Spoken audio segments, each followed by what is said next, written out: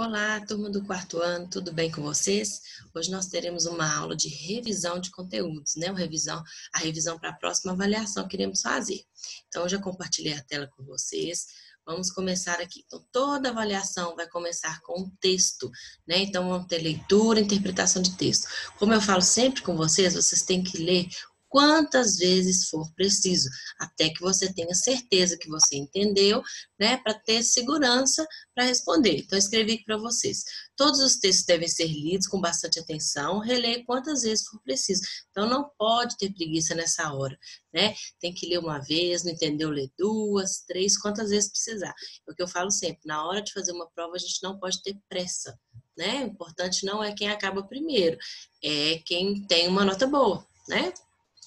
Então, vamos lá. O primeiro conteúdo que nós vamos trabalhar é a separação de sílabas e encontro vocálico, né? Então, quando a gente tem, no caso, um encontro vocálico, um encontro de vogais, né? E eu vou separá-las em sílaba, e essas duas vogais ficam na mesma sílaba, isso é chamado de ditongo. Então, vou ler o que está escrito aqui. Quando uma vogal e uma semivogal ficam juntas na mesma sílaba, chamamos o encontro vocálico de ditongo. Olha os exemplos: raiva, peixe, louça, caixa, coisa, órfão e quase. Vocês perceberam que está aí, né, na cor lilás? As vogais, elas não se separam, né? E quando eu falo aqui vogal e semivogal, é porque tem sempre uma, nesse encontro vocálico, nessas duas vogais, tem sempre uma que ela é mais expressiva na sílaba, então ela é chamada de vogal. E a semivogal é a que é a menos expressiva. Por exemplo, raiva, né? O ra, o a, ele é bem mais expressivo do que o i. Então o a é chamado de vogal e o i de semivogal. Tá? Mas isso não é uma matéria que vai cair na nossa prova, mas como está aí, é importante que eu fale com vocês. Então, ditongo, duas vogais na mesma sílaba que não se separam, tá? Temos também o tritongo, que segue a mesma linha do ditongo, que a diferença é que são três vogais que ficam na mesma sílaba, não se separam. Então, olha só, mas se fica uma semivogal, uma vogal e outra semivogal na mesma sílaba, temos um tritongo. Olha só, a palavra saguão, u, a e o, não se separam. Para Uruguai, o, a e i também não se separam. E averiguei, o, e, i, que não se separam, né? Aí tem até uma caquinha aqui, uau, acho que entendi. Que já entendi. Então, tritongo, a diferença do tritongo e do ditongo é que são duas vogais e três vogais, né? Então, que não se separam. Agora, o hiato já é diferente. Ele tem duas vogais ou até três vogais, né? Vogais e semivogais que separam. Não fica, quando a gente separa em sílaba, elas não ficam, esse encontro vocálico não fica na mesma sílaba. Olha só, quando vogais se separam e ficam em sílabas diferentes, temos um hiato. Olha só, a palavra saída, tá vendo que o a e o i ficaram separados? Saúde, a e u separados. Pessoa, o e a separados. Faísca, também separados. E lua, né? Pode acontecer da gente encontrar também, você olha, vê lá três vogais numa mesma sílaba, você fala, nossa, é um tritongo. Mas não, se ela separar, você vai ter um ditongo e um hiato. Então tem que prestar muita atenção nisso, tá? Não é só porque são três vogais que quer dizer que é um tritongo, tá? Então essa é uma das matérias que vão cair na prova. Regras do uso da letra S. Quando o S tem som de Z e está entre duas vogais, usa-se um S. Então, é uma regrinha que nós já estudamos. Entre vogais, usa-se S. Exemplo, casamento, fase, maravilhoso. Entre uma vogal e uma consoante, um S. Usa-se o S também. Exemplo, costa, costume, destino. Quando está entre uma vogal e uma consoante e tem som de S, usa-se dois S's. Exemplo, passado, vassoura e tosse. São as regrinhas do uso da letra S, né? Verbetes, né? Muita gente ficou na dúvida com relação a verbete, mas é uma coisa tão simples, né? Lembrando que existem dois tipos de verbetes, o verbete de dicionário e o verbete de enciclopédia. né? O verbete dicionário, ele traz um significado mais simples, né?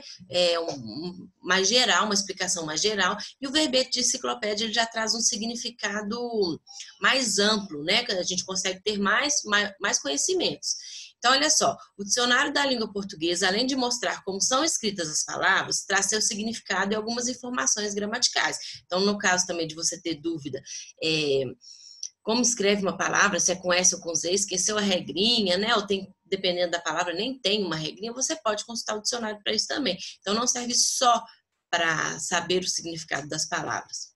E para consultar o dicionário, o principal é conhecer bem o alfabeto. A gente sabe que no dicionário, tanto no verbete enciclopédia quanto no dicionário, as palavras estão em ordem alfabética, né? No caso, você olha a primeira, se for o caso, por exemplo, duas palavras que começarem com a mesma letra, você olha a segunda, a terceira e por aí vai.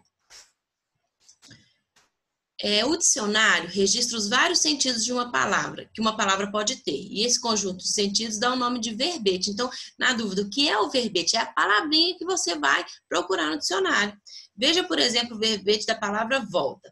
Volta, substantivo, feminino. Aí o significado, regresso, retorno. Tem 3 significados.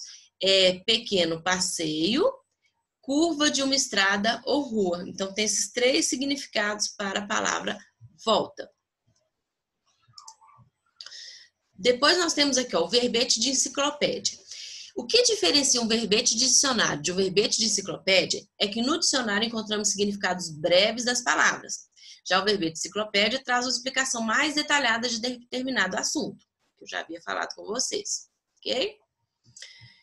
Outra matéria importante são substantivos, né? Substantivo, lembrando, dá nome às coisas. E aí o que nós estamos estudando? Substantivo primitivo e derivado.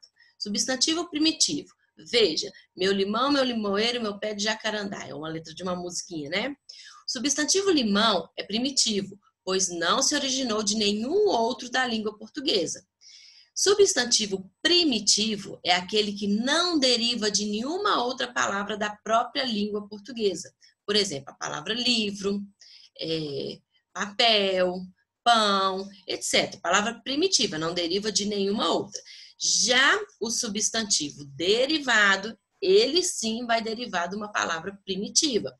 Os substantivos abaixo são derivados, pois se originam a partir de outras palavras. Substantivo derivado é aquele que se origina de outra palavra. Então, leite, leiteiro, carta, carteiro, açougue, açougueiro, relógio, relojoeiro. Então, por exemplo, dando o exemplo do slide anterior, né, limão é o primitivo, limoeiro já é o derivado. Né? Eu falei papel, primitivo, papelaria já seria o derivado. Tá? Muito simples. E aí, pegando um gancho nesse substantivo derivado, nós temos a formação de palavras, né? Palavras derivadas. Então, nós temos o prefixo e o sufixo. Prefixo que vem antes, sufixo é o que vem depois, né? Então, tem palavra que tem só prefixo, tem palavra que tem só sufixo, tem palavra que tem os dois, prefixo e sufixo, tá? Então, olha só, uma palavra primitiva mais o prefixo. Infeliz, quer dizer, a palavra primitiva feliz, o prefixo in. Uma palavra primitiva mais o sufixo, a palavra feliz e o mente, felizmente.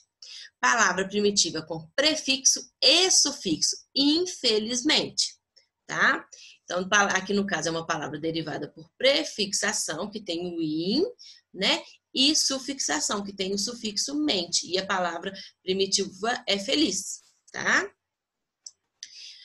Que vocês gostaram muito, teve gente que falou assim, nossa, que matéria legal, substantivo coletivo, né? É aquele que, embora no singular, indica uma multiplicidade de seres da mesma espécie, ou seja, um conjunto de coisas. Eu dei aqui alguns exemplos. O álbum é um conjunto de fotografias, arquipélago é um conjunto de ilhas, batalhão é um conjunto de soldados, cáfila, um conjunto de camelos. Então, as palavras álbum, arquipélago, batalhão e cáfila é que são os substantivos coletivos, tá? Estudamos também C e C cedilha, né? Isso é muito fácil, mas eu tenho sempre que lembrar. Pessoal, não se usa cedilha quando a gente vai usar com a vogal E e I, né? Porque ela naturalmente ela já tem o som de S. Agora, quando eu vou usar o C com A, com O ou com U, se eu quiser que ele tenha o som de S, eu tenho que colocar a cedilha, tá? Então, olha só, o cedilha indica que a letra E antes de A, O e U passa a ter o som de dois S e não mais de K. Exemplo, choça, se eu tiro fica choca. Então ele tem o som de K, se eu tirar a cedilha. Se eu coloco a cedilha, tem som de S. Coça, coca. Março, marco, né? Vira uma diferença.